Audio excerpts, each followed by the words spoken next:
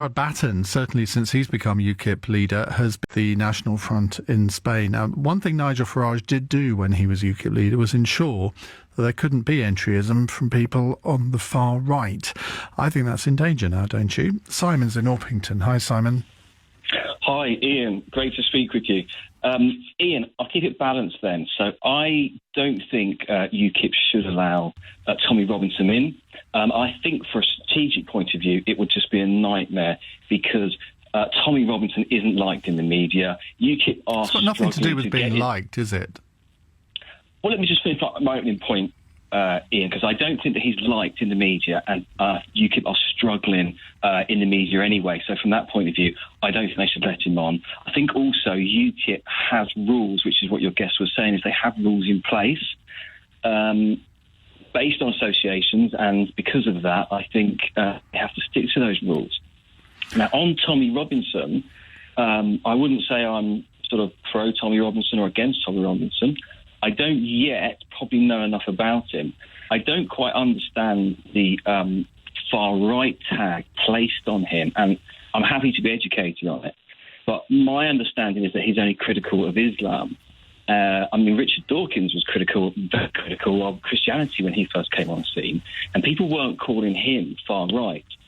So I don't quite understand yet this tag of far-rightness placed on. I think maybe you can help me on that. Well, look, I'm not going to say that I'm an expert, but from what I have seen of him, some of the language that he has used is has been fairly extreme. Now, look, people can always change. What language in particular? Well, language that I wouldn't particularly even want to repeat, even if I had the quotes in front of me. I wouldn't particularly want to repeat on the radio. It just sounds a bit like you don't have the quotes, though. Well, I don't know.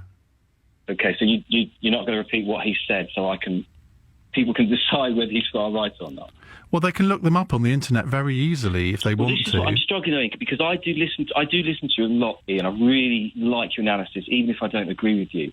And so when I was looking up to find out a bit more about Tommy Robinson, I was watching an interview with you, and you said, well, I don't think, this is your words, you say, I don't think I need to explain why Tommy Robinson's far right, just look at his views. Yeah, which I encourage people to do if they want to. And that's what I've done. And so far, I can only find out that he's critical of Islam. I would hate to live in a country where we can't be critical of any religion. And I'm sure you would too. I agree.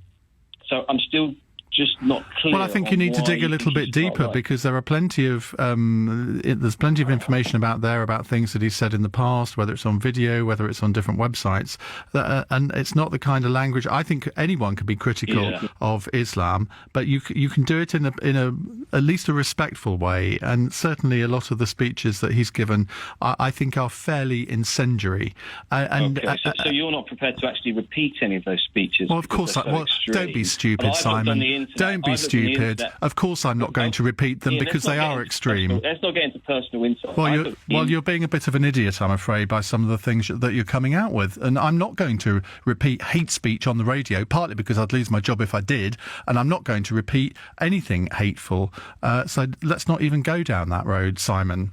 I suspect you're not quite who you say you are, but there we are. Dina is in Maiden.